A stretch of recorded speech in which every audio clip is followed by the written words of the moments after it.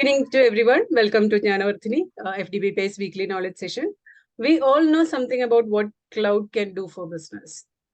But today's session is about understanding the true power and possibilities of cloud and how you can customize a cloud for your own company. What more cloud can do.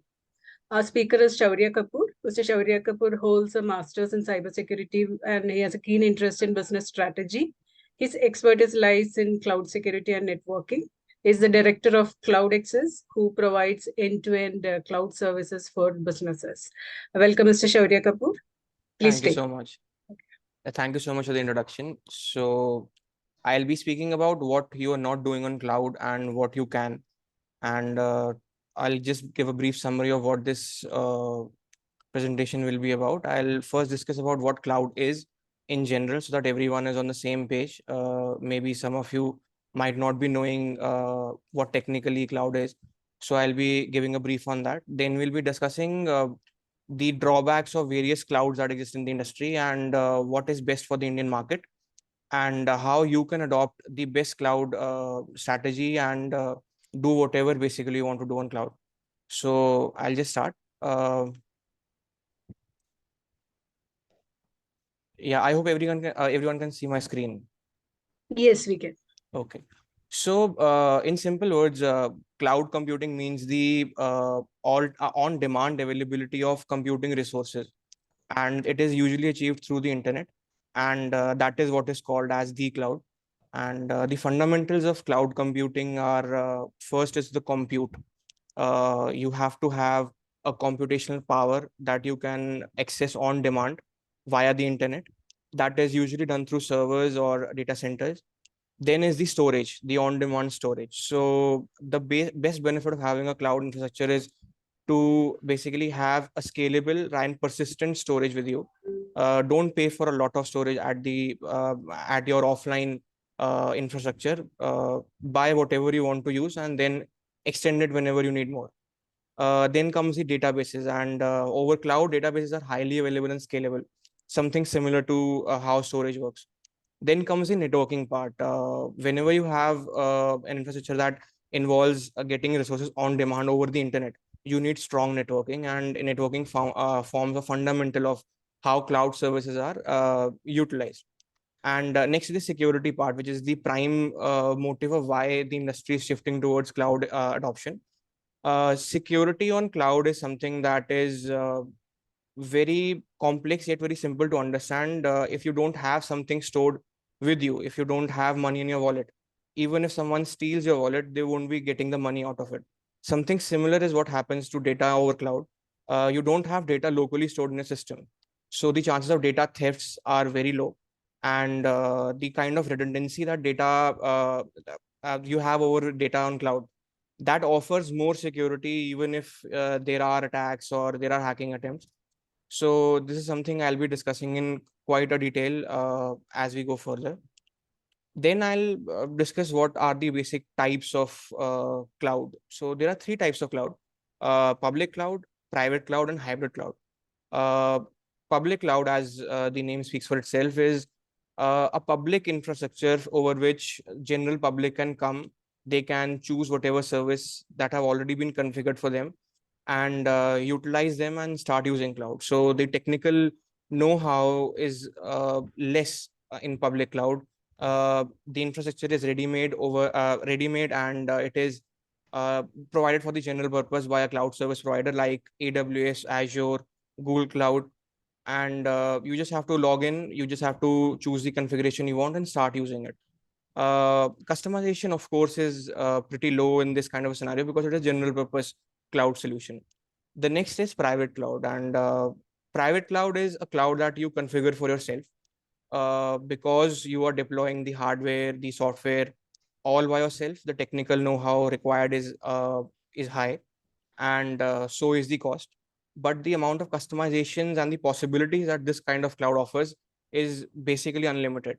So if you want to set up your own cloud environment in which you have customized authentication or authorization options, then private cloud is the way to go ahead. And there are many cloud vendors like VMware, the most popular one, who offer you to create private cloud setup at your organization.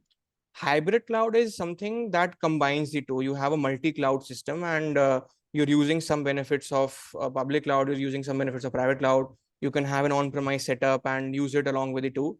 So a hybrid is basically union of the two. And next moving is, what are the services that cloud offers? There are basically three services that you can use over cloud. One is using the infrastructure as is. So when you say infrastructure as a service, it means that you're using resources like hardware, compute, networking, virtualization over cloud. And the next is a platform. So once you're using infrastructure, once you're using the hardware over cloud, the next level of utilization as a service comes with the platform. So AWS is a good example of this. It offers you a platform to use various cloud services which you can utilize over that platform.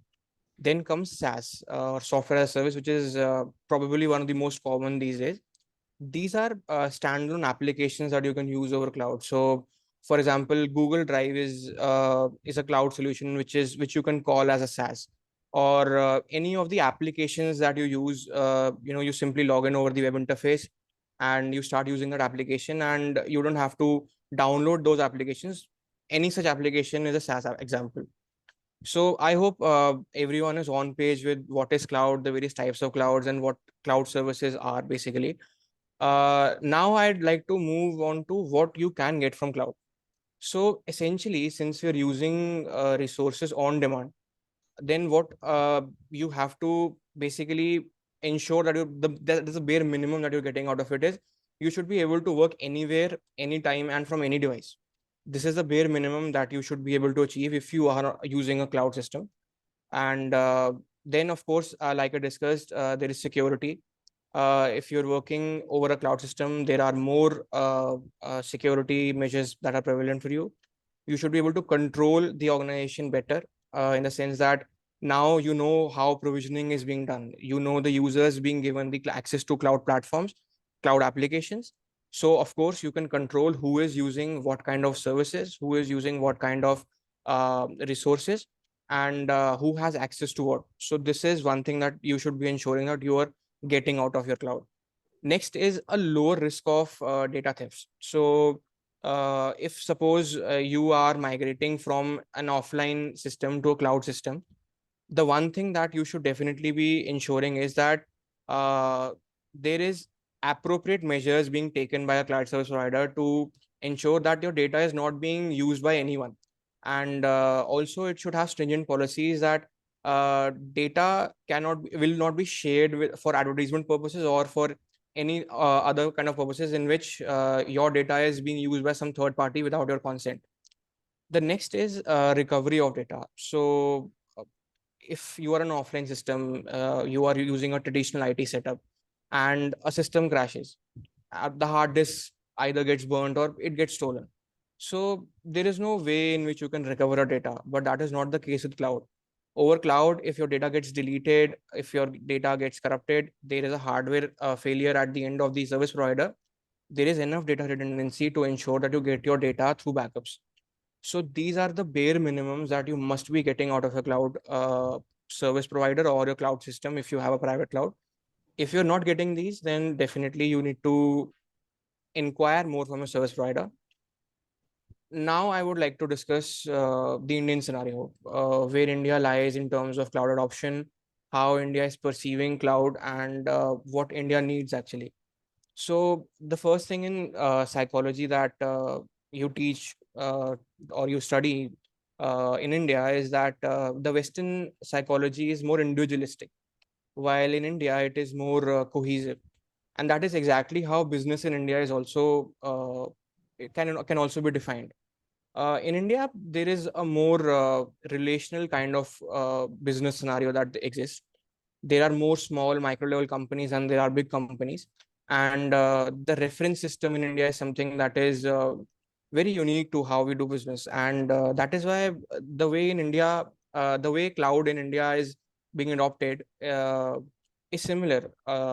Big organizations, of course, they don't have budget constraints, they don't have technical constraints, and they can adopt public cloud or private cloud, whatever they wish for. That is not the case with small or big organizations. Either they lack in the technical persons that they have, or they're unwilling to employ the technical expertise that they require, or they have budget constraints. And that is why cloud in India was very slow. It is adopting at a much faster rate right now, but the market wants something different. It does not want to go with only what AWS is offering or only what you can configure with VMware. It wants something which is much cheaper. Why? Because Indian businesses are quite stingy in that sense. They are very conservative in spending some for something which they don't really understand completely. And cloud is one such technology that most businesses still don't know completely. So what Indian market needs is a personal connection when it comes to cloud. They don't want to give a third party managed management services that, okay, you manage AWS for us. Very few organizations readily do that. And that is why the adoption to cloud is slow in India. uh, the technical expertise to configure private cloud is low again. So private cloud is also very slow in adoption in India. And but there is one solution that can happen, and I'll be discussing it further. So I hope by now I have been able to convey what cloud is, what types of cloud are, what services cloud offers, and what are the fundamentals of cloud, and where Indian market is positioned as regards to how cloud is perceived and adopted in India. So very quickly, I'd just like to conclude that whole segment by asking or by sharing what is the best cloud. Is it private cloud? Is it public cloud? Is it how we use the services, IaaS, PaaS, or SaaS? So I have just enlisted various pointers in this slide on the positives and the negatives of different kinds of cloud. So public cloud, it has its benefits. It is easier to use. You don't need much technical expertise. You can give someone else to manage your infrastructure. But the overheads like bandwidth, they are enormous in terms of cost. Customizations are limited. Security options are limited. Why? Because you only get a general purpose solution to use. It is a public cloud. Also, the infrastructure is publicly shared. So that is something that companies are a little wary of as well. They want dedicated resources. They want to ensure that if they're moving towards a different kind of technology, a different kind of work environment, then they must be given priority over that. So that is where public cloud is positioned. Private cloud, of course, you need technical expertise. You need to purchase a big load of hardware in order to get a customized solution. Of course, it allows you to basically utilize the full-fledged scope of what cloud is. But then, of course, it comes at a cost. So there is no clear winner actually. If you are using public cloud, I'm sure you must be facing a lot of problems. Definitely, this is a problem that almost 100% of users get when they get their first bill from AWS, is that the additional bandwidth cost that it attaches, and that is something that dissuades more users to adopt AWS or public cloud in general. And similarly for private cloud, people using private cloud must be knowing that the cost to maintain it or the cost to hire technical expertise just to run it is enormous. So what is the solution to this? And the solution is actually very unique, and this is something that has not been discussed much because of how public and private cloud companies are positioned in the market. The solution is private cloud as a service. So I'll head back to when I was discussing services. Private cloud as a service is a way in which you only get the amount of hardware or infrastructure that you require to use. So for example, you are running a company which has 100 users, and you don't need a very big elaborate setup for your hardware in cloud. But you need more customizations, you need more security, you need a private network, you're using applications that use sensitive financial data, and you don't want to use a public infrastructure for that. So you'll end up spending a lot on the hardware. But with private cloud as a service, what you get is you only rent a particular piece of configuration that you require. You can customize it. The responsibility of security is on the service provider. It is easier to adopt. You don't need to have a technical expertise at your employment. You don't need to hire someone to maintain that. It is all on the service provider. There are no additional hardware costs to maintain it, and the pricing is pay as you go, or pay for what you use. So it is similar to public cloud. So you get a cheaper option like public cloud. You get an easier installation like public cloud. You get customizations and improved security like private cloud, and you get the different kind of options that you want with private cloud. So it is basically a best of both worlds. And this is not very prevalent in the industry right now. And I've even attached a link from Times of India discussing that private cloud as service is now emerging as a very serious option, especially after the lockdown, because now even small and medium scale industries are looking for cloud due to the increase in cybersecurity attacks. So this has come out to be an option that India needs, and India uh, can get. And once India adopts this completely, we'll be having a much higher rate of adoption.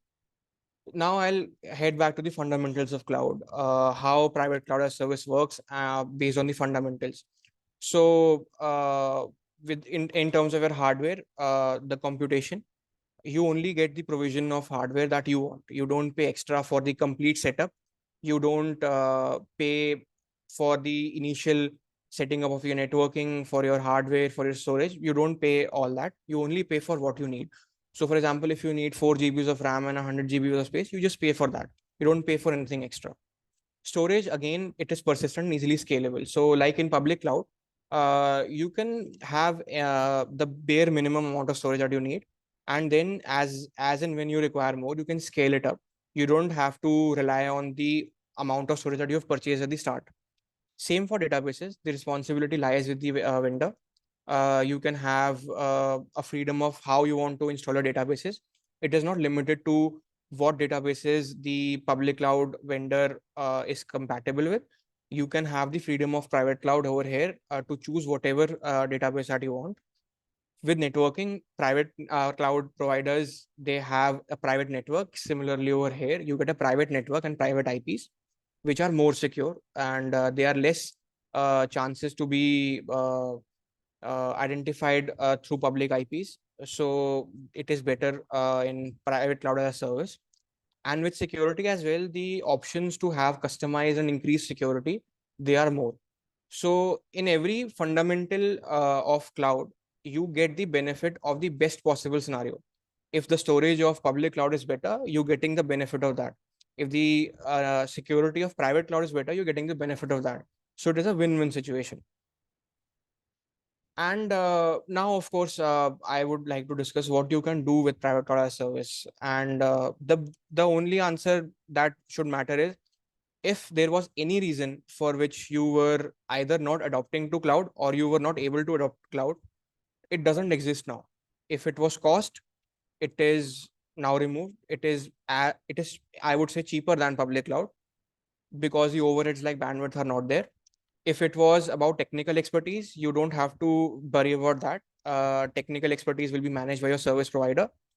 If it was about not understanding what cloud can do for you, then again, it is the responsibility of the vendor that you're taking the private cloud as service from. So that is removed. So, or if you are using private or public cloud and you're facing any kind of difficulties, switching over to private cloud as service will definitely eliminate that. And this is why the presentation was named what you're not doing on cloud and you can, because you're either using public cloud or you're using private cloud. And with private cloud as service, whatever limitations you were facing, those get removed. Then comes how you can adopt private cloud service. And this is where companies like CloudXcess, which I am the director of, come into picture. So CloudXcess started offering private cloud service 12 years ago. And just to put this into picture, AWS was not in India 12 years ago. So there are companies like CloudXcess, completely made in India, that have been offering this kind of services to the Indian market. We have a base of 15,000 companies as of now. 15,000 companies daily use our service. And of course, we are looking towards a greater number as and when this adoption increases. How you can adopt the service? So with terms of infrastructure, like I've discussed before, You can choose whatever infrastructure you want. If you don't know what kind of infrastructure you want, it is very simple. You can specify your use case that, okay, I want this particular application to run, and the right configuration, the most optimized configuration that you'll require, that will be provisioned to you. There is no need to purchase the complete set of infrastructure and then try it on. As in terms of storage, again, it is scalable and you pay whatever you use. And again, if you want more, you can get it like in public cloud.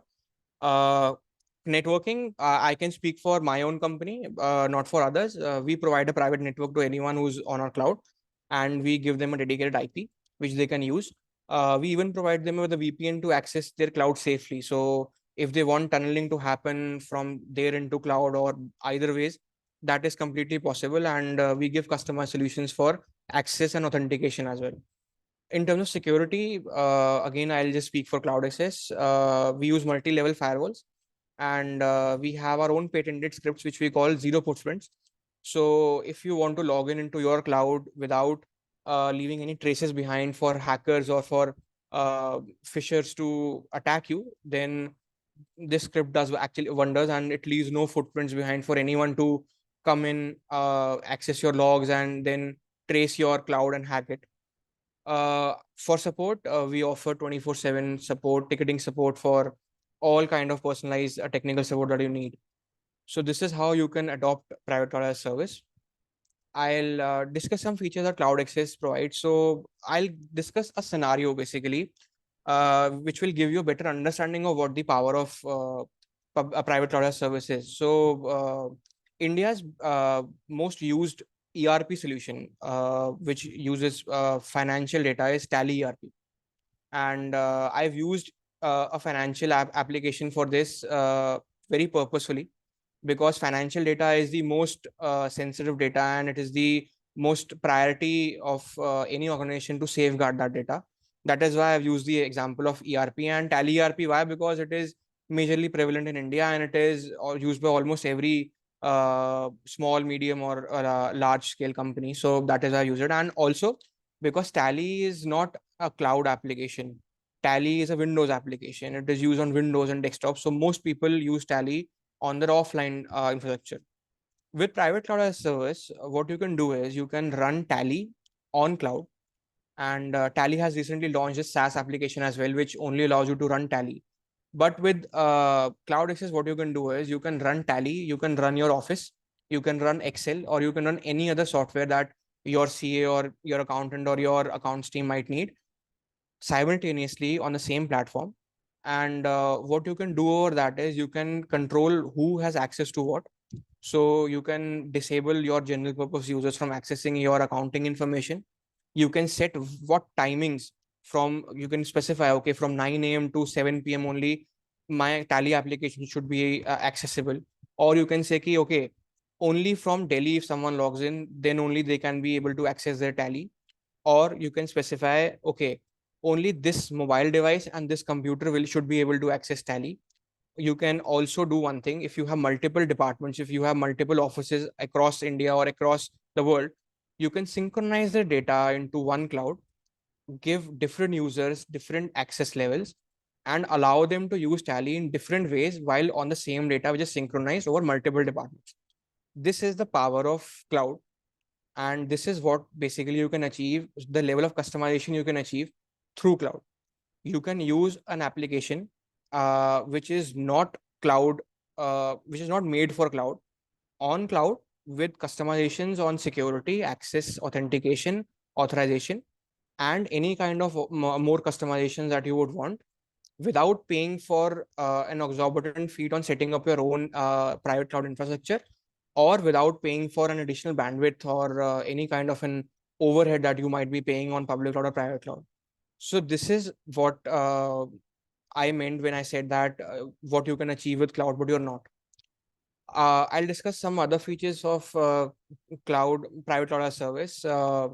We have advanced security, and I'll be discussing security ahead, because this is something that we focus a lot on. We call ourselves a security cloud service provider. Why? Because of the amount of importance we give to security. We have a patent script, as I've discussed before, which we call zero footprints, which ensures that phishing and hacking attempts are reduced to zero, because there are no footprints left behind for a hacker to see the logs of and then try to hack. We give automatic backups. So unlike public cloud where you need to pay extra for a backup service, we offer 7 days version control backup, and this is on demand. We have a tie up with Google caching servers as well, so you can have your last 5 minutes backup as well delivered on your mobile device or any device that you specify. This is the kind of security that we offer in terms of data redundancy. uh, I'll quickly skip this because I've discussed most of these pointers. I'll discuss defense in depth security and what we mean by that, and how you should be also, asking your cloud service provider what kind of security they're implementing. So this is the kind of security that any cloud infrastructure should be promising. These are the 7 layers of networking, I'd say, and on every level we have something which secures it. And the beauty of this model, defense in depth, is that if you breach one layer, if you breach one layer of security, you have the next layer to breach, and you have to breach 7 layers in order to actually access the data of the user. And by the time you end up at the data layer, something has been notified and it has been protected, or you have been logged off. So be it policies, be it the access layer, the perimeter, the network, host, application, or data, we have multi-layer security. These are the various security offerings that we have. We have identity and access management, so role-based access, conditional access, privilege access, application management, location-based access, time-based access. Everything when it comes to access management can be customized. This is the beauty that private cloud offers. And then is the application security. So certifications is one thing. Then there's secure access layers and other things that applications use for security. Then there is data security, multi-location backup, storage firewalls. Like I said, backups delivered to your mobile devices like Google Drive, OneDrive, and 7 day one version control backup. Network security, we of course I've discussed before. We're using multi-layered firewalls. There is DDoS protection, DMZs and open port blocking, and endpoint management as well, and zero footprints and governance. Of course, who better to talk about governance than Mr. Navi himself? So security policies, folder logs, and end user restrictions. We have plenty of offerings in governance as well in terms of security. And this is a basic guide that I've curated for all of you. If you have any problems in understanding how to choose a private cloud as a service offering, then there are 3 different plans that you can actually choose from. These are available with every vendor. This is not specific to CloudXcess. Security services, yes, it is specific to CloudXcess. So you can either choose a shared plan for a private cloud. You can use virtual private servers or dedicated servers. When it comes to shared plans, the provisioning is for a limited number of employees. So if you are running a very small team, which has 2 or 3 users, and you need to just run basic applications like Tally or MS Office, then this is a way to go. You get the basic amount of security in this, and you get automatic backups. You can run multiple applications simultaneously with the kind of configurations that kind of customization that I was talking about before, and you end up paying very less for what you're getting, and in comparison to public or private cloud as well. Then if you need to provision more users with a little bit of more security, then there is virtual private servers. And if you need a maximum utilization of your cloud, then dedicated servers. So this is a very brief of what I wanted to share with everyone. And thank you for watching. And I hope I was able to convey the message of how you can get maximum out of your cloud. Thank you, Mr. Shaurya, for a very informative session.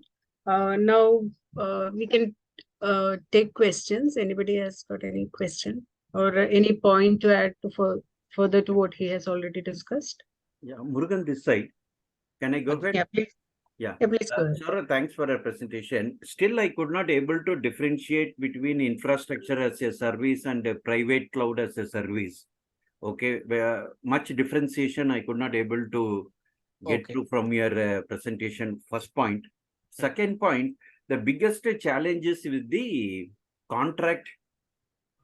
Okay, how many pages of the contract? What are all the terms and conditions in the contract? Normally, how many pages your contract if I go for one shared plan or something, a dedicated server plan? What is the number of pages of the contract? Okay, so I'll answer both the questions in the order they were asked. To explain what the difference between infrastructure as services and what private cloud as service is. In infrastructure as service, all you get is an infrastructure, and the configuration over an infrastructure is your responsibility. When people use IaaS, the biggest challenge that they get is they don't have the technical expertise with them or the technical personnel with them to configure what they want to really achieve. It is an added expense. With private cloud as a service, what you get is basically the infrastructure. Yes, that is a common part, but then the customizations that you need in terms of security, in terms of deployment, in terms of whatever you need for an organization, those are the responsibilities of the service provider. So you don't have to employ a technical person who can configure cloud over your IaaS solution. All you need to do is choose an offering from the service provider and get it customized from them. So This that means also, you are giving, sorry, Hanji. that means you are giving my IT department as a service within the infrastructure as a service. In some ways, yes, but this is only pertaining to how you will be consuming your cloud. So if you say that, I'll get to my example of Tally. So if you say that, you have some technical problems with how Tally is being used, that can happen in offline as well, and that can happen in if you have configured it over IaaS as well. That will not be a responsibility of the vendor, and that is where I was coming. I was migrating to the next question as well, from this point only.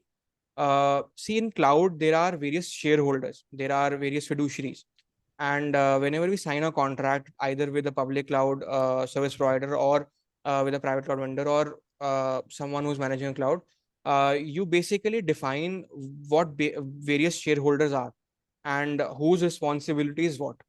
So in private cloud as a service, the vendor is basically ensuring your security offering. So whatever security, data security they're offering, they are sharing the responsibility in that. They are not sharing the responsibility of uh, protecting your data. That no one can, but they are offering, they are having the responsibility of keeping redundancies with your data, so that even if there is an attack, even if there is a data loss of any kind of nature, they have a backup or redundant data set to provide to you, and ensure that there is no loss of data. Coming back to what you asked me about, with CloudXcess, we signed two contracts. One is how we will be dealing with the data, wherein we take responsibility of offering you all the kind of securities that we offer, and also ensuring that backups and the redundancy that I talked about will be taken care of, and we give that to you as our way of ensuring that the security provisions will be in place.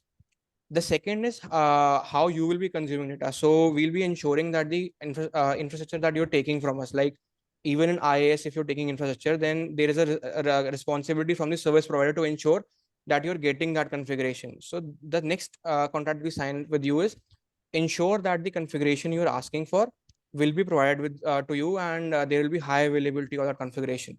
So these are the two different contracts that we sign. One is in check with the data privacy laws as well. Those have been released right now. The other is to ensure that you are actually getting what you are paying for. So you are I giving both offering. Infrastructure is a service offering also, and the private cloud service also you are offering both. see. I'll again try to explain. Maybe I was not able to convey. That is why this question came up. Infrastructure as services, you take the infrastructural services from your provider, and then you configure your own cloud over there. So for if you want to configure your own cloud, you'll need two things. One, you need to understand technically what you require. Second, you need someone in your team to actually configure that. So you need someone technical. So you can provision a configuration. I'd say, you take up a Xeon server from your IaaS provider. You seek 24 gigs of RAM and you seek 200 GBs of data. Let's suppose this is a scenario. Then your engineers will be configuring a stack over there. They'll be configuring a way to provision users. Maybe they'll install a server hardware or an ESXi or whatever you want to, however you want to provision it. Then they'll be configuring all the users. They'll be configuring authentication authorization methods. Then they'll be configuring security provisioning. So they'll be configuring everything. That is all at your end. With private cloud as a service, what you're getting is you are just sharing what you require as an endpoint. So you can specify, okay, I need this kind of configuration, 24 gigs of RAM, 200 GB of space, but my end result is I want to run these kind of applications in this particular way, and these are the users I want to get provisioned. This to provision this cloud setup to you, customized cloud setup to you, this becomes the responsibility of your private cloud as a service vendor. So if I take platform as a service, it also comes like the same way, no? What you are saying it up. No. I take only platform as a service.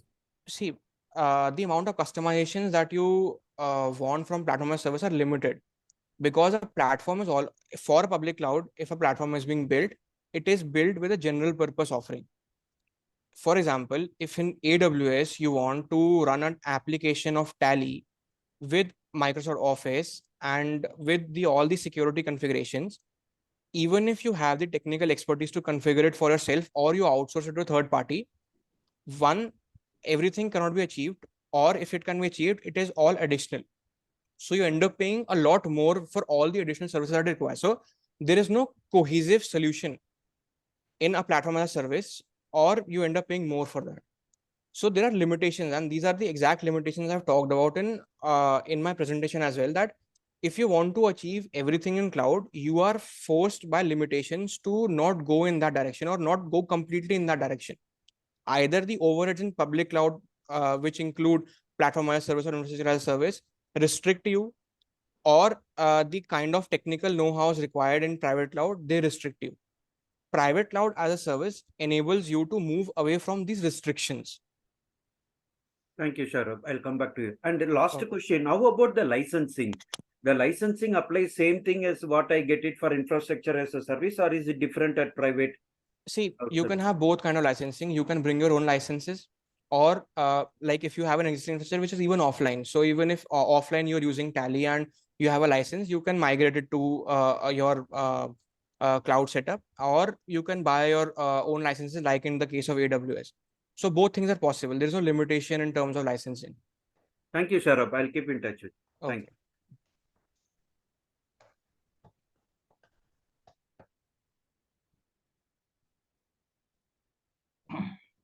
Shaurya, that when you say that zero footprints, right? I understand that you don't want to lose, you don't want to give any trace to the hackers. But tell me whether that audit logs would be maintained internally safely for any investigation future purposes. So there are two things in terms of logs. One is when you are on your own system and you are logging into cloud. Let's suppose you're using AWS. So what you need to do is you need to log into AWS or a particular URL on your browser and then log in. That log remains in your offline system. The next log that you're talking about is the log that of the activity that you're doing on the cloud system. Application. So, on the application. So any activity that you're doing on the cloud infrastructure, of course, we maintain those logs because it is a requirement by the government. Right. Certain requires you to maintain all the logs and have it provisioned whenever they need to seek it. So on cloud, whenever you have logged into the cloud, the logs are maintained.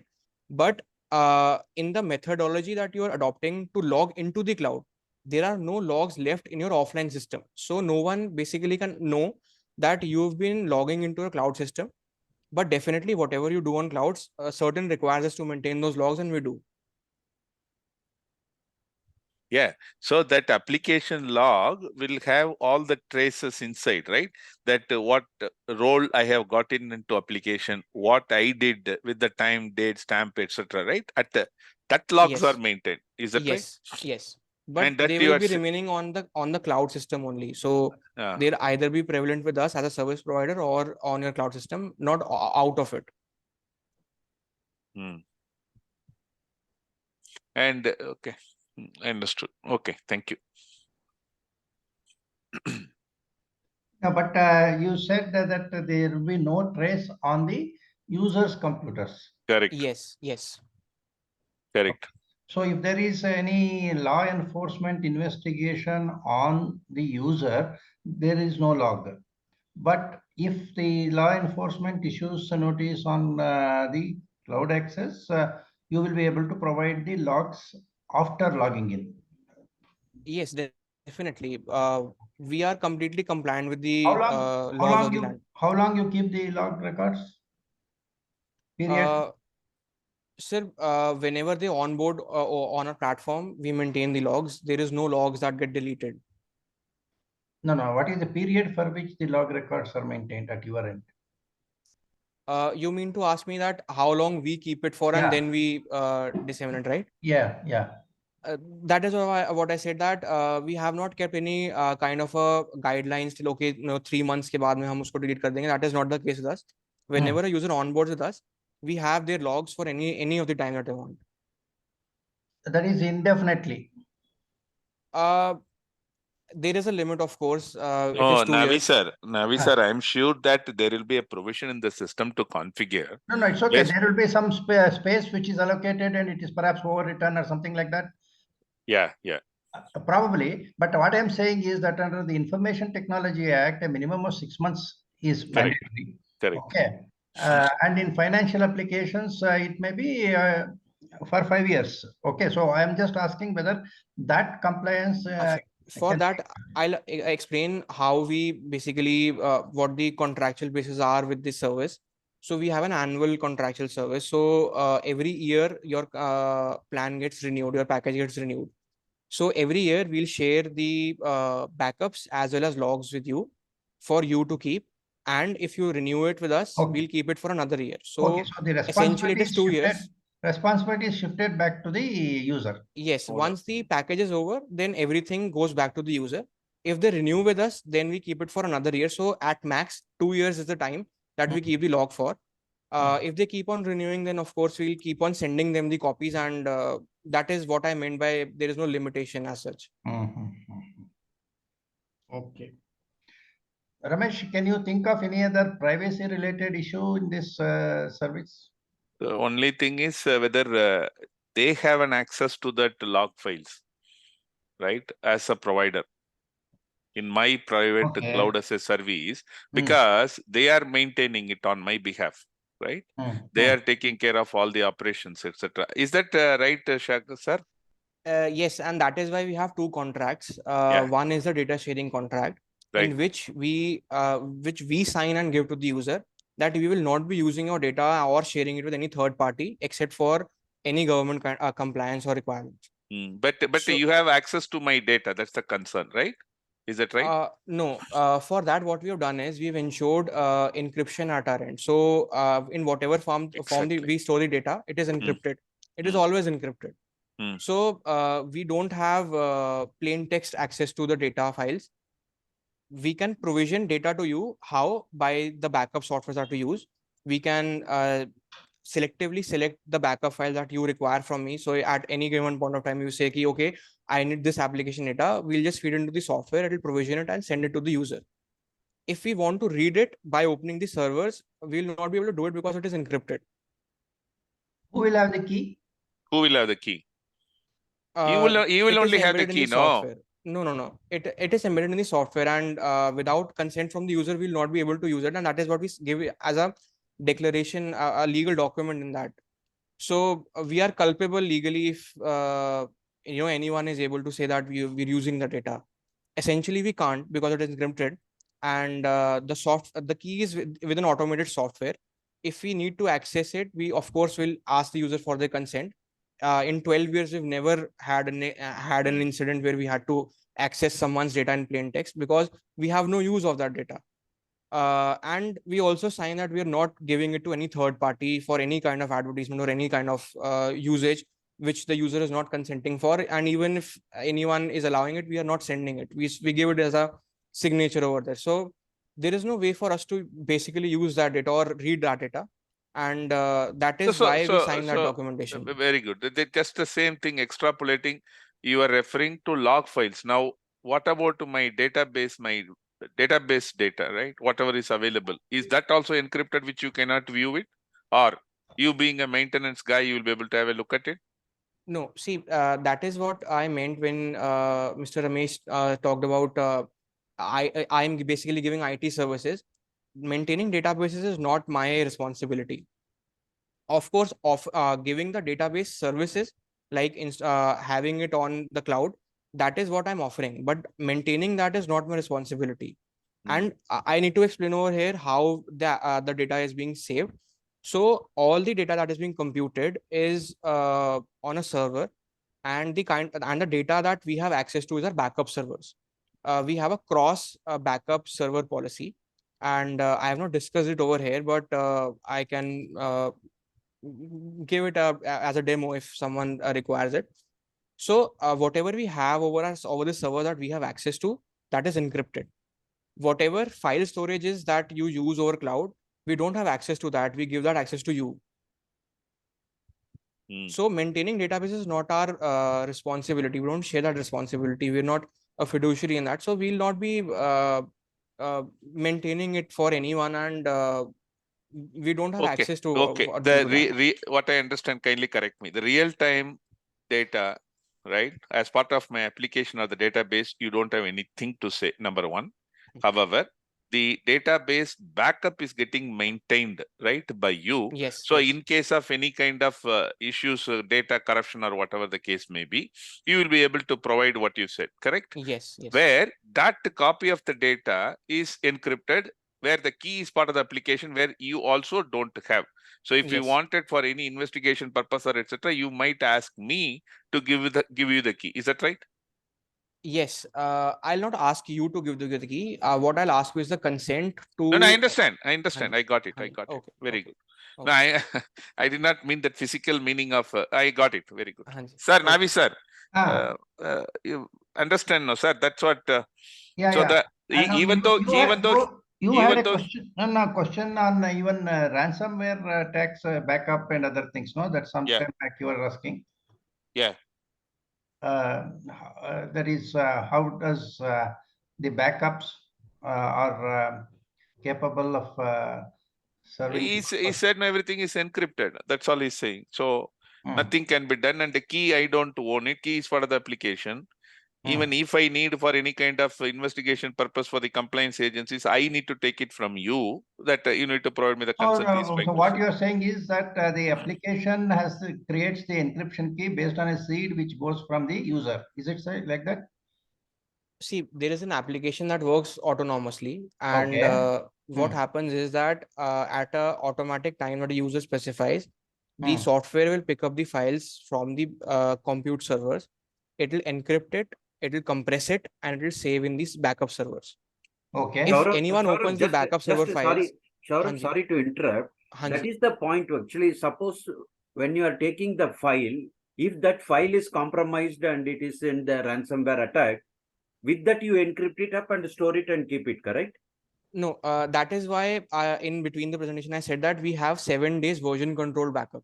So let's suppose there was a ransomware attack on Thursday and the files get encrypted and saved. And from Thursday onwards, and today is Sunday, so Thursday onwards, all the files that will be getting saved will be ransomware encrypted files. You open your server or you open your cloud on He will give Sunday. us the Thursday data. Yes. Murugan, that is sir. why the version control backups are. The problem is the ransomware. We don't know when it was triggered and everything. But we will be having a kind of alert. Right? For the detail, we have to see through the contract, because in the basic cloud, most of the devil is in the detail. Absolutely. Contracting is the most difficult job. Rest everything we can get it clarified. So that's what contract we have to have the wordings, and we have to go through that. Okay. Thank you, Shaurya.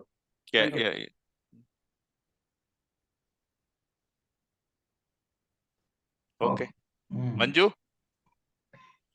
Any other questions? Anybody else? I have one funny thought. We have heard of this Ayas, Payas, and SAS. There's one more word I remember, maybe CAS, crime as a service. That is also available as on today? Because we are moving towards the theme, JAGO, regulations, JAGO. What be we can honest, do with those crimes as a server ready to serve us with the criminal facilities? no, in fact, there is an attack these days that happens, which is called a ransomware as a service. Yes. And Ransom as a service. Good. RAS. yes. So what they do is that the person creating the ransomware is not the one attacking using that ransomware. You have an agency that lets off ransomwares to different parties, and they are the ones carrying the attack. So the person who's actually manufacturing a ransomware has no responsibility, or he's not culpable to any kind of an attack. There are agencies which are selling, which are utilizing that ransomware as a product, and it is basically like an Amazon of ransomware. So ransomware as a service definitely is a new way of delivering ransomwares to attack companies, and it is definitely happening. So you're right on that part. There are many as services these days. A food Yes, for sir. thought for you. I know it is your favorite subject. We need to do something. Crime. How to stop it? Great, sir. Thank you very much, Kapoor, sir. Manju.